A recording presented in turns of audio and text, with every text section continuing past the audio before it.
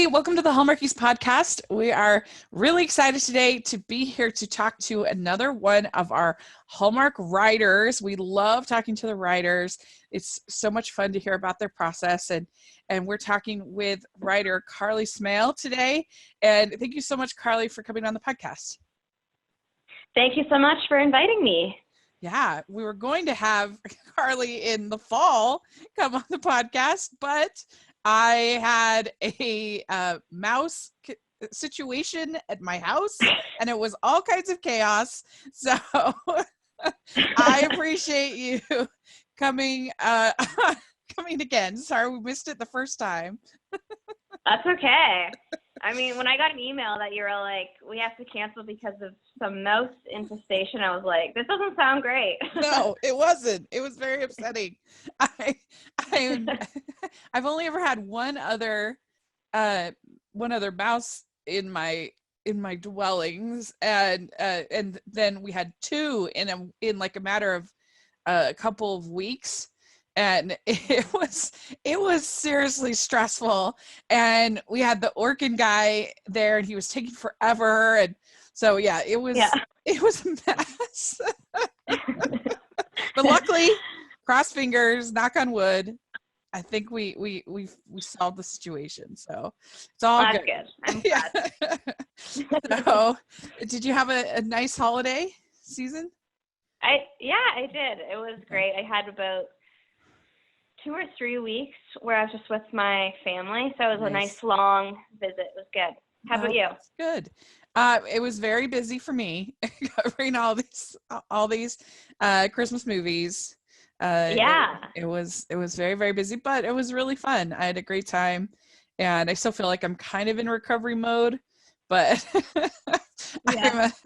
I'm working to get back up to full strength. I got it's like my body just finally was like, okay, now you're resting, we're gonna get sick, because like right after I got sick in January. It was an intense time, but it was really, really fun. It's a lot of good movies. So yeah. Do you have a favorite? What was your favorite? My favorite of Hallmark was Christmas Town, and I thought that was really really good, really from the heart. It kind of, to me, was if you were going to make a kit for a Hallmark Christmas movie, that's it. This is what I would say it is. Just the heart and the community and CCB and just all that stuff.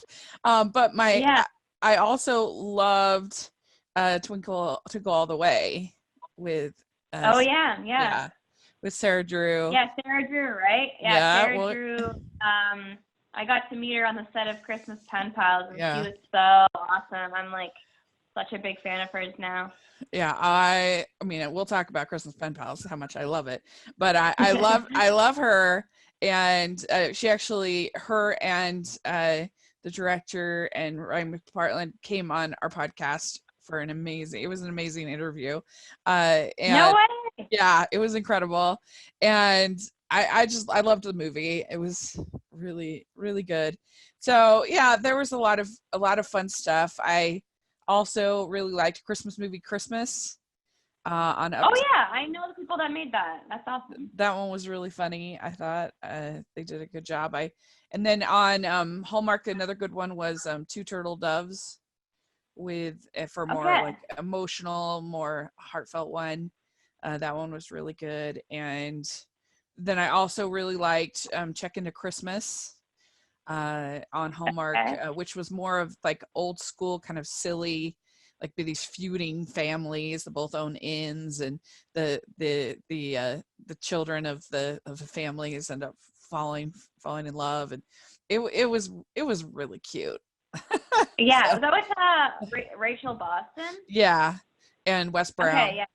Yeah. Nice. That was I feel like sometimes Hallmark has been taking themselves a little bit too seriously sometimes, and it was fun just to have a couple this last season that were just sort of silly, like Check Into Christmas, It's beginning to look a lot like Christmas. I loved with the town being divided in two, and one side of West Riverton, and then East Riverton, and they were like battling over who celebrated Christmas the best.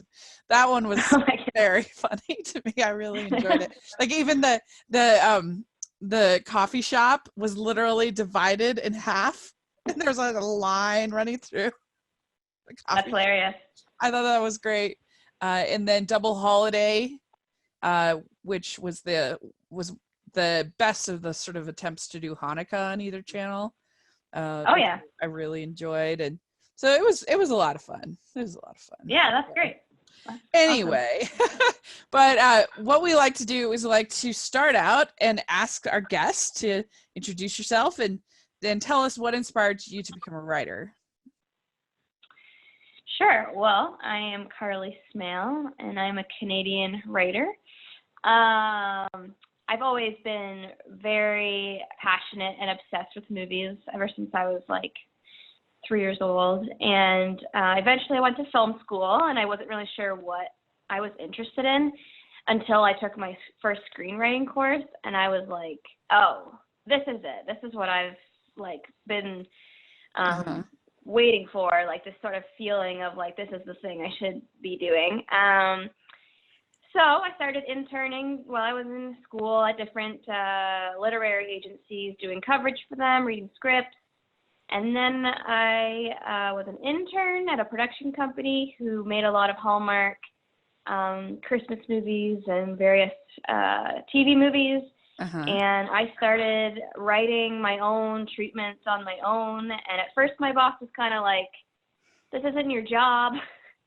And then eventually he sort of realized that I had a bit of a knack for it. And one of my ideas ended up selling to Hallmark. And then that's kind of the beginning of it all. Mm-hmm. Had you always been a big fan of romantic comedies and, these kind of movies?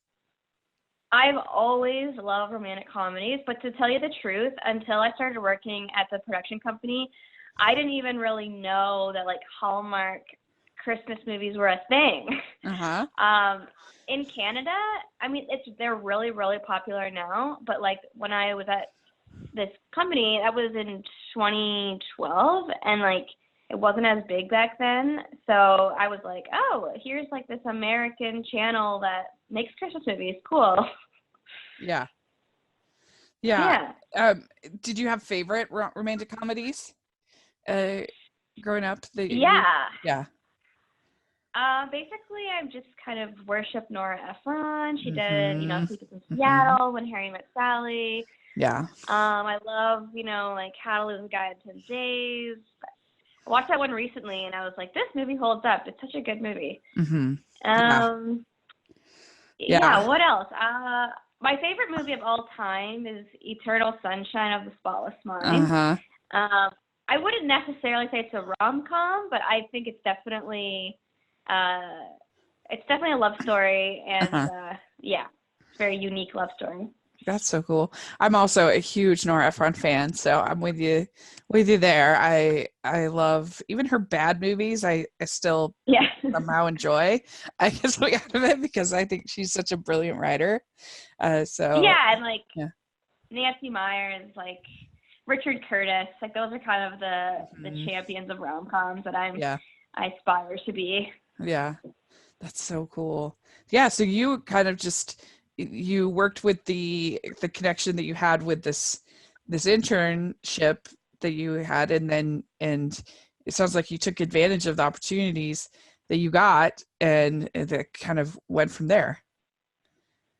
Yeah, I was super, super eager. I was basically doing everything I possibly could to eventually get hired. I mean, I was like getting to know everyone in the office. Whenever I knew there was a birthday, I would make everyone a card, and I would try to organize things. I was just trying to be as useful as possible so that they would want to keep me. And then when I did get hired, that's when I started spending like all my spare time writing. They're called treatments. I'm sure you heard of that. And it's just kind of like a short synopsis of different ideas. And yeah, I just started writing different ideas I had, and then eventually my boss was like, okay, these aren't terrible. We'll like give you a shot. So yeah, I owe my old boss a lot because he really did give me a shot. Was this in Toronto? Yes, Yeah. That's really cool because that's where you grew up, yeah. right? In Toronto. I grew up outside of Toronto, it's called Peterborough, Ontario. Yeah. Yeah. That's really cool. Yeah. And then so you went to film school and then got the internship, or was that during the same time? Yeah. So my internship was between third and fourth year. Okay. So then while I was completing my fourth year, I was still doing once a week at the production company, and then the day after I graduated, they hired me. So I was really, really lucky. Did you watch like a bunch of them to kind of get an idea of sort of this is the formula, this is kind of what they're doing, or did you just kind of dive in? Yeah, I watched like every one I could, just to sort of understand who the audience was and sort of what the themes were throughout a lot of them. And yeah, so I definitely like studied them big time. That's cool. That's really cool. Yeah. So your first film for Hallmark was The Christmas Parade, according to IMDb. Yeah. So yeah, that's true. Yeah, correct.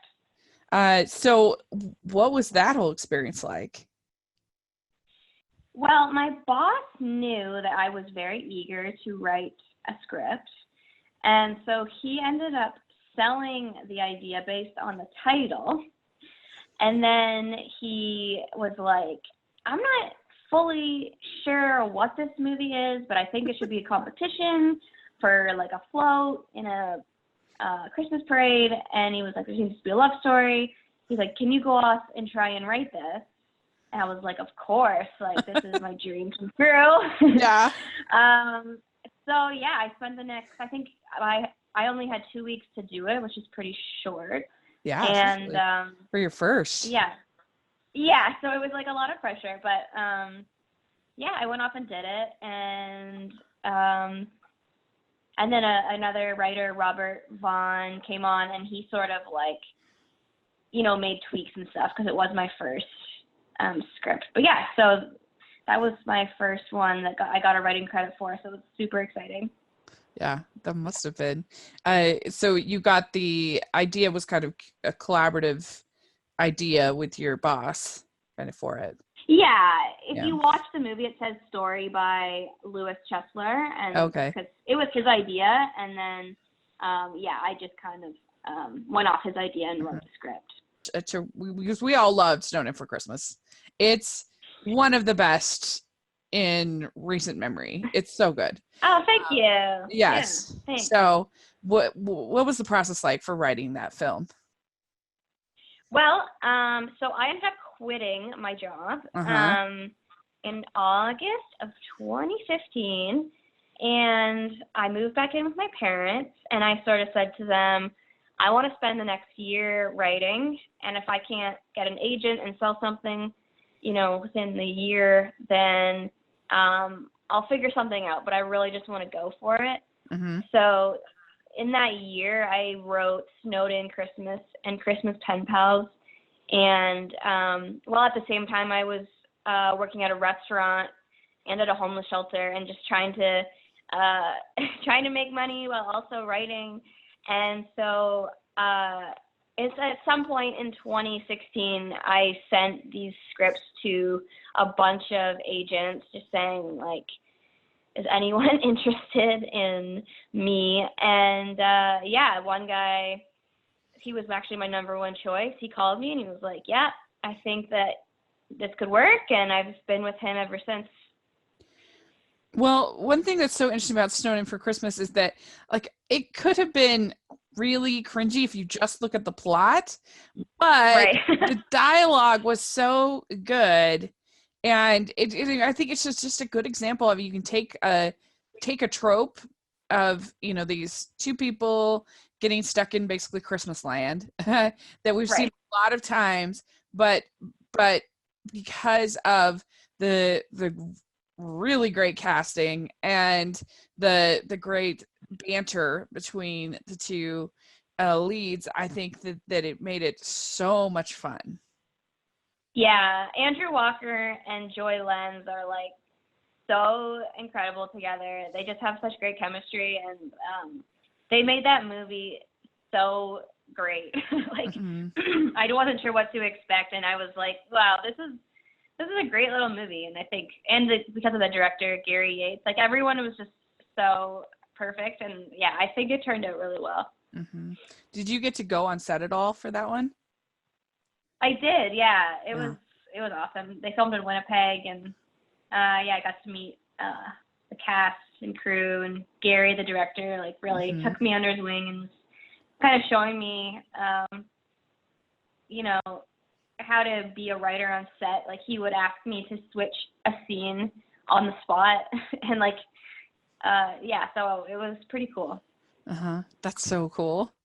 That must have been a neat experience to see, like the thing that you had envisioned here. It's kind of come to, you're seeing it actually come to life. Yeah, it was a wild experience. My mom was with me, and we were both just in awe of the whole experience. And not to mention, when I was in high school, I was really, really into One Tree Hill. So the fact that Joy Lenz, who was one of the main characters in One Tree Hill, was like sang my lines, and I was like, this is unreal. I was just on cloud nine. Yeah. But I loved his whole family in that movie. I thought that was really well done as well. It felt like a real family.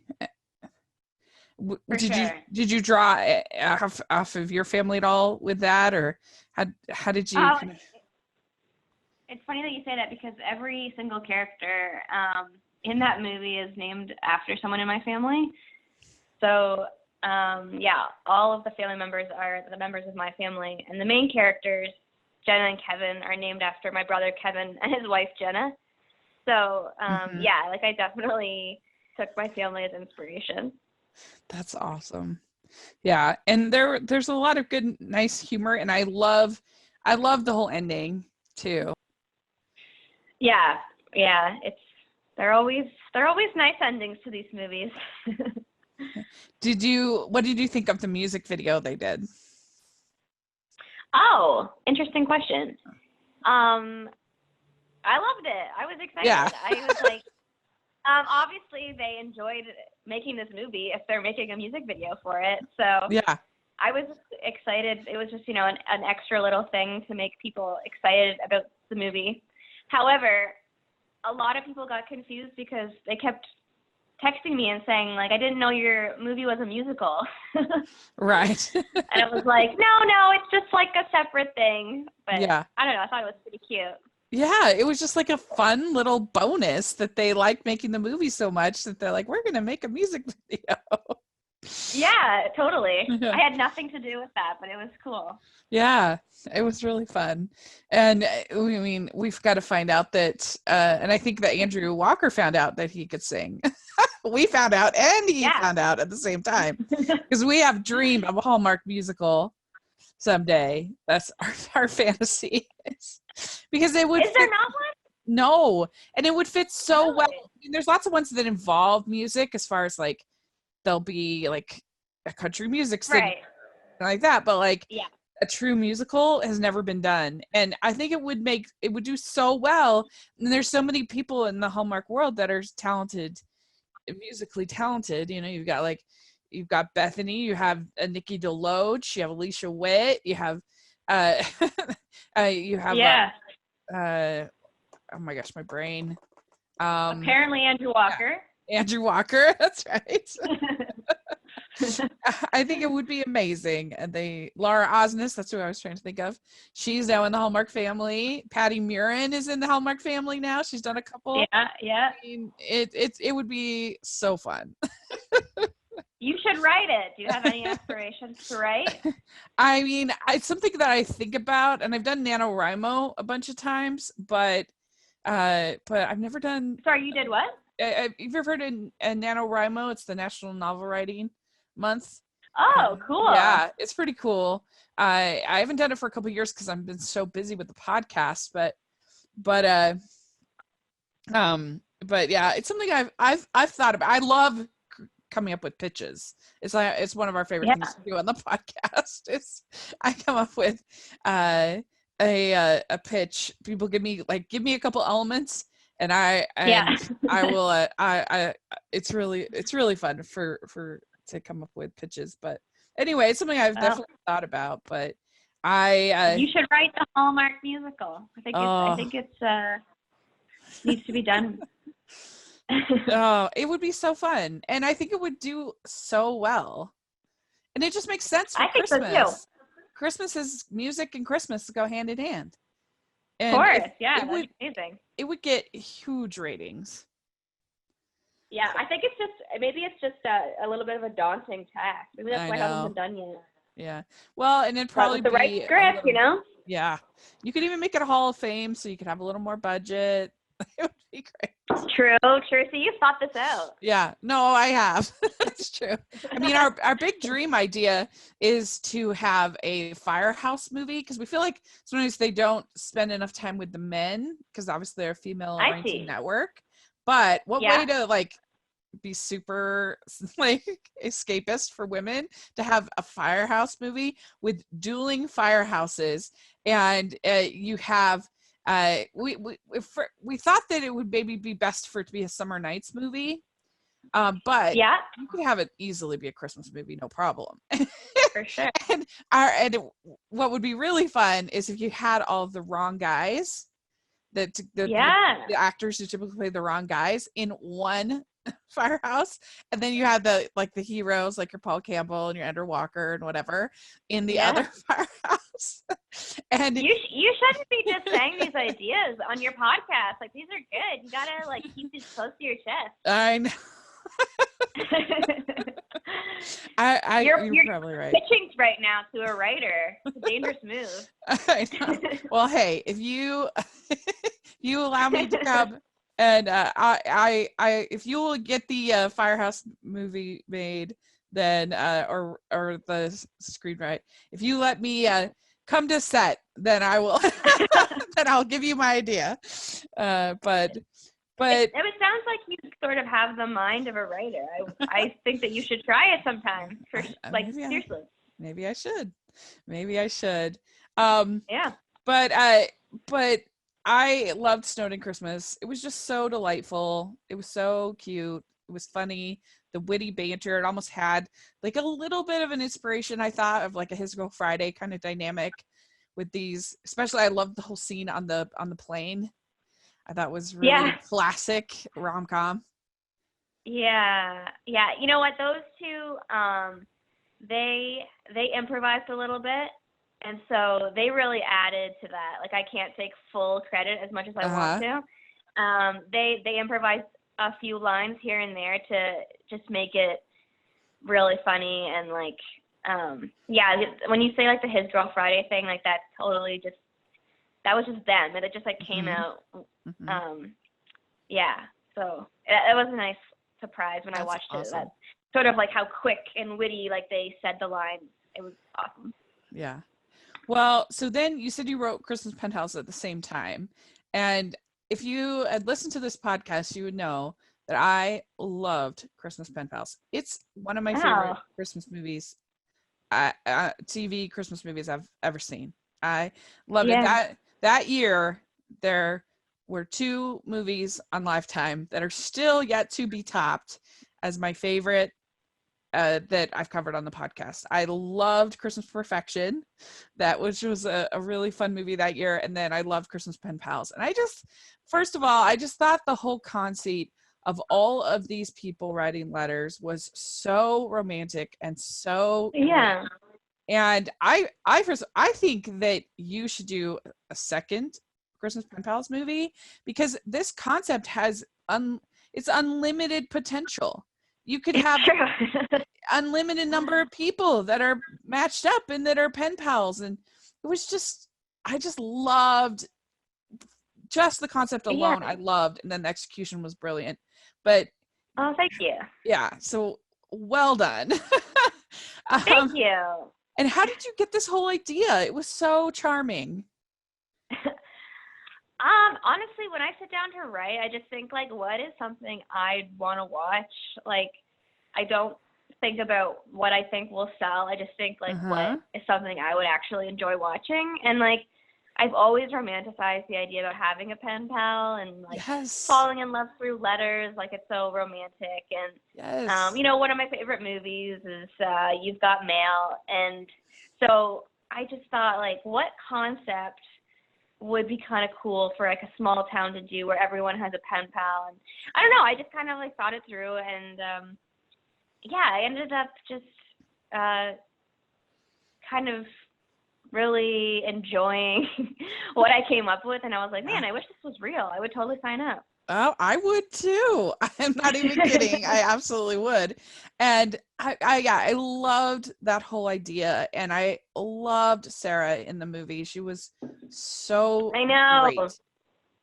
She was so good. When I was on set, I got to be there for the scene where she kind of has her like a bit of an emotional, not breakdown, but she gets very emotional, and she starts, you know, tearing up about her mom and everything. And I was just sitting there watching her, and I was like, holy, she is so talented. Like, I was actually, at one point the scene ended and I almost started clapping. Like, I forgot that like I wasn't watching like live theater.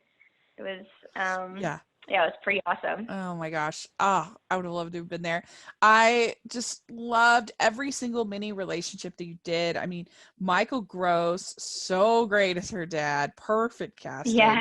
And like, so his little relationship was so good. And I loved the whole Giles, the Daniel character, and his sort of his role and his relationship, and I love the whole thing with the book. And she's like, you gave it to Daniel? You gave it? And it was so good. I love that. I have that book now. Yeah. Oh, really? That's so cool. Yeah, they gave it to me, which was nice.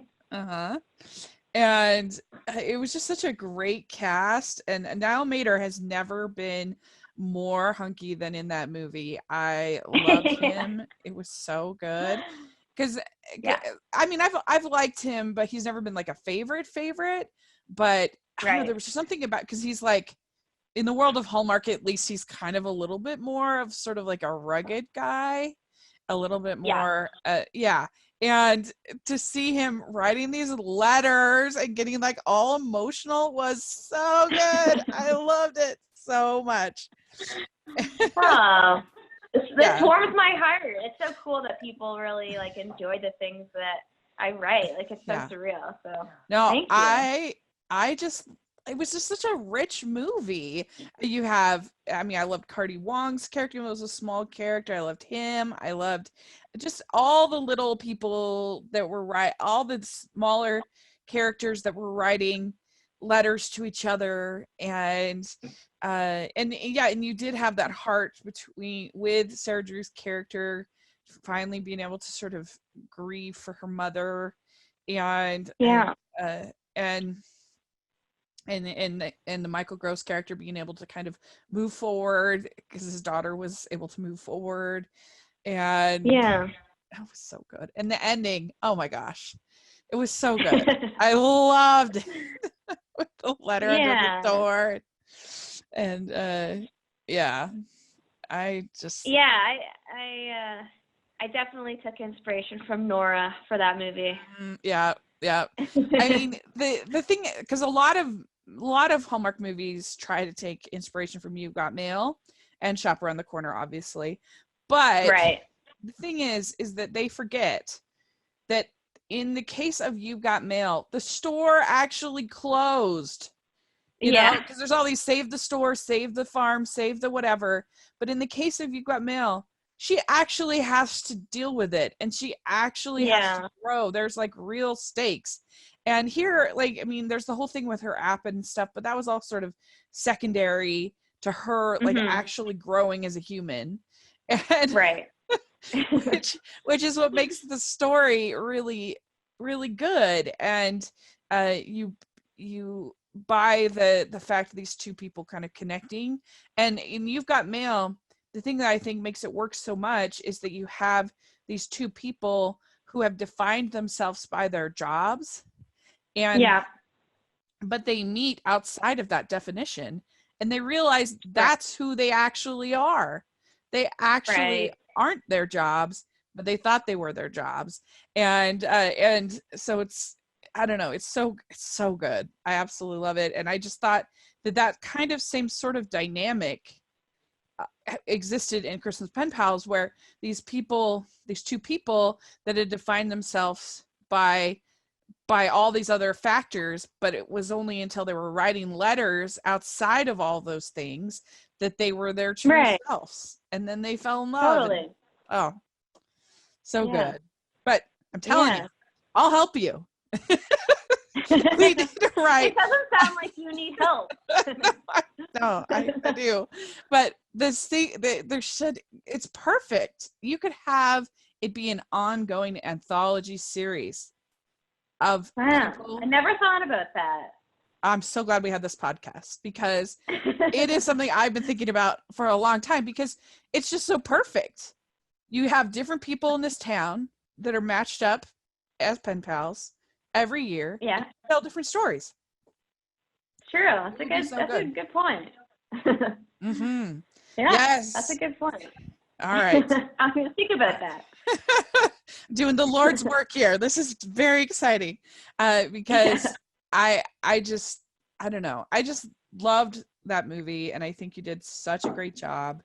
And thank you. So congratulations on writing that. Thank you. That's very nice. I'm feeling so encouraged right now. This is great. I'm good. I'm glad, because I'm being completely genuine. I really love that movie, and I think you did a great job. And you should do a second one for sure. Okay. And then you had one this last year, No Time Like Christmas. And so what was that experience like writing that one? Well, a producer that I've worked with a few times now, Howard Bronstein, he called me up one day and he was like, I want to send you a manuscript of this book called Christmas in Vermont. Mm-hmm. And he was like, I want you to see if you think it could be a movie. So I read it, and I made some notes and such, and I told him that, like, if we just changed a couple of things here and there, like, we could for sure make it into a movie. And so I wrote a pitch, a treatment, and we worked on that together, and then we pitched it to Lifetime. And it went through, which is exciting. That's cool. Did you get to be on set for that one, or was it? No, I didn't go to set for that one. That one, like, it just happened so fast. It was like I finished the script and then it started shooting like in a few weeks, and I didn't even like have time to even really think about it. So I didn't go on set for that one, sadly. So are you going to kind of stick in the Christmas lane, or do you have projects in mind for other times, or can you give us any hints of what's to come? I've got a couple actually coming out for 2020, which is very exciting. One is going to be a New Year's Eve movie, and I think I'll have a couple Christmas ones as well. But yeah, I'm always working on different things that inspire me. Right now I'm working on something that's totally not Christmas at all. So I don't know. I seem to be having good luck with the Christmas genre, but I'm open to anything. I'm just like, as long as I can keep writing, I'm happy. That's so cool. Well, I'm excited for that. You have to keep us in touch with what what's coming out. All right. Definitely. Well, we like to end our interviews with some fun, silly questions. And since you are the queen of Christmas writing, we'll do our Christmas questions. So, great. First question: what is your favorite holiday drink? Oh, I love hot apple cider at Christmas time. Yeah. Very good. Okay. What is Yep. what is your favorite holiday cookie or drink? I mean, cookie or treat. Sorry, cookie or treat. Oh, just I love gingerbread. So gingerbread cookies. My mom makes these really good pretzel treats where she melts Hershey Kisses on top of the pretzel. Those are a favorite of mine as well. Yeah, those are good. I like those. Yeah. Okay, what is your favorite Christmas song or carol? I love Have Yourself a Merry Little Christmas. It makes me feel sad, but like in a nostalgic good way. Yeah, that's my favorite too. I love. I mean, I'm a huge Judy Garland fan, so that's part of it. And I love Meet Me in St. Louis and the whole thing. But I also love one of my favorite versions of Have Yourself a Merry Little Christmas, and one of my favorite like Christmas specials is the Christmas Eve on Sesame Street. Oh yeah, it's actually really, really cute. It's about well, Oscar tells Big Bird that Santa can't fit down the chimney, so he's not going to come this year. And so he gets really worried and starts trying to figure. Yeah, it's really, really cute. And then then Ernie and Bert have this whole gift of the Magi thing, where where Bert sells his paperclip collection. I can't talk today. What's wrong with me? Paperclip collection to buy a soap dish for Ernie's rubber ducky, and Ernie sells the rubber ducky to Mr. Hooper to buy a box for Bert's paperclip collection. Nice. I know. And then at the end, Mr. Hooper comes and gives both of them back, and so they have their presents, and then they sing. The two of them sing "Have Yourself a Merry Little Christmas" with Mr. Hooper. It's the best. That's the best. That sounds great. Yeah, I highly recommend it. I want to watch it. I'm gonna watch it. Yes. Good. Okay, good. All right. Speaking of Christmas movies, do you have a favorite Christmas movie classic? I have two. They're tied. I have The Grinch, the Jim Carrey version of The Grinch. I was obsessed with it growing up, and I still am obsessed with it. And also a movie called The Family Stone. Oh, okay. So you like Family Stone, huh? Yeah. It's I have mixed feelings about it. There are some really good things about it, but they are a lot, that family. It's a little stressful for me to watch that movie a little bit. But yeah, I don't know. When I watch it, I'm like, I'm so in love with the family. I wish that I could have a family like that. Like, that's my aspirations, my future aspirations. Yeah, I know. Sometimes I feel like I have a family like that. So maybe that's part of. Oh, so maybe that's why we have the drama. We sometimes do have the drama in my family. We have a lot of strong personalities in my family. Okay. Okay. What is your favorite holiday tradition? Like decorating the tree or making cookies, or the thing you do every year. My family has a thing called it's called Nanna Facts. And basically when we were all kids, my Nana would take us all for the night as the parents went Christmas shopping. And so she would fill up these Christmas sacks of presents. And we would get clues, and we'd have to go searching all throughout her farmhouse to find these different sacks filled with toys. And so when she passed away, we kept the tradition going. And now we just kind of, it's less about, presents, but it's more about like we play games, we sing Christmas carols, and it's just a nice way to get together and remember my Nana and just enjoy the holiday season. Yeah, it's really nice. That is so cute. You need to work that into one of your Christmas movies. I should. Yeah, Grandma and the Nano Sacks. That's so cute. I love that. Yeah. Aw. both of my grandmas passed away last year. So I'm sorry. I was definitely very nostalgic for this last Christmas, just thinking about my grandmas, especially, and just they were both ready to go. They were both, and they'd lived really long, good lives. But there's something about, and I hadn't seen either of them that much, but there's just something different about like knowing they, because of their poor health, I hadn't seen them that much, and there's just something different about knowing that they are gone. It was for sure. It was very surreal this last Christmas. Yeah. The holidays are strange when you don't have everyone there. Yeah. So yeah, I mean, I was pretty lucky to be able to. I mean, I'm almost 40, and the fact that I had my grandparents with me for that most my for my whole that's life. amazing. That's pretty impressive. But anyway, it was kind of a weird experience, but nice to think back on.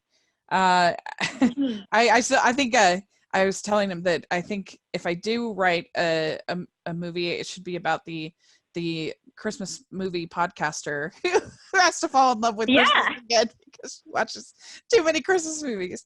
Listen, that's a great idea. Yeah. Like, it hasn't been done yet, so I think it's a great idea. Okay, so what is a memorable, I guess you kind of talked about your grandma's gifts, but do you have a memorable Christmas gift that you either gave or received? Like, we're thinking like your Red Ryder BB gun kind of moment. Right. Me and my brothers had this one really special Christmas where we ran downstairs to see what Santa brought, and like we had good gifts. We were like, okay, there's some books, there's some movies, this is fine, but we didn't get what we were hoping for, let's just say. Yeah. And at one point, we're finished unwrapping or whatever, and my parents are like, what about around the corner there? And it was like my brother got a set of drums, my other brother got his first guitar, and I got this really cool little trick bike. And it was like our minds were blown. Like it was one of those Christmases where we got the things that we wanted, and we were definitely spoiled. But it was just the way that it was like we went around the corner and we were just like lost our minds. We were so excited. That's so cute. Oh, I love that. Yeah. It's definitely one that I remember the most. Yeah, that's cool. Okay. You maybe answered this earlier, but who do you prefer, Scrooge or the Grinch? The Grinch. I love the Grinch. Okay. My favorite. Clear lights or colored? I like both. I don't know. I guess clear lights now that I'm older, but there's something nostalgic about colored light. Yeah. All right. Would you rather be in a snowball fight or build a snowman? Build a snowman. Okay, good. Okay. Yeah. Do you consider yourself a good gift wrapper or not? I do not. My mom would agree with me. I'm like, I always cut it too short, and then I have to cut off an extra piece to cover like the hole. That's funny. I'm not very good. Okay, last question. Do you have an ugly Christmas sweater? And what is your I have multiple, but I feel like they're not true Christmas sweaters because I got them from like H&M and they're like trendy now, Yeah. But yeah, I have quite a few that I pull out during the holiday season. What would you say is your ugliest ugly Christmas sweater, even if it is an H&M variety? There's one that is this red knitted sweater that has a dinosaur knitted on the front, and it has a bunch of bells sewn on it. So as you walk, you're just making a ton of noise. Yeah. Pretty ugly. But hey, at least you make your presence known at a party. People. Exactly. Yeah. Well, very cool. You passed the test. You can keep writing great movies. Thank you. I think that you should be writing too. Well, you've definitely gotten me thinking. So I'll have to, the whole thing just feels so overwhelming, but you're right. I probably should just start writing. That's the thing that's so nice about NaNoWriMo is it just kind of gets you going, is it gets you writing. For sure. And it's fun to do it all as a group, but I appreciate the encouragement. And I'll have to keep you posted, but I really do love Snowden Christmas and Christmas Pen Pals. I think, Thank you. I know this was just like a gush session, but it's true. And so I love it. I was really excited to get to talk with you. And do you have social media at all that you would like to share? Yeah, I have Twitter and Instagram. It's just my name, I think, Carley Smale. Okay. My last name is Smale. Great. Yeah. Well, I'll put all that information in the description. People will check it out. And Awesome. keep us posted on your upcoming projects. And we will definitely be in touch. We'll definitely have you on again. This was really fun. Awesome. Thank you so much. This was great. All right. Well, we will talk to you again soon. Bye, everybody. Thank you, Rachel. I'd really like to thank Carley for coming on the podcast. It was so much fun to get to talk with her, and she's really gotten me excited and inspired, and we'll have to see what comes. If I can find the time, I got to find the time. Anyway, it was really fun. And so let us know what you think of our discussion in the comment section or on Twitter. We'd love to hear your thoughts, and make sure that you are following us all over social media at Hallmarkies Pod and Hallmarkies Podcast. And you can find me at Rachel's Reviews all over social media, iTunes, YouTube, everywhere. Please check all of that out. I would really appreciate it. If you're listening on iTunes, please leave us your ratings and reviews. And if you're listening on YouTube, please give us a thumbs up, subscribe to the channel. It means so much to us. We have our Patreon group, which is so much fun. And then we also have our merch store, which has all kinds of designs. So check that out. And thanks again to Carley. It was great. And we'll talk to you all later. Bye, everyone.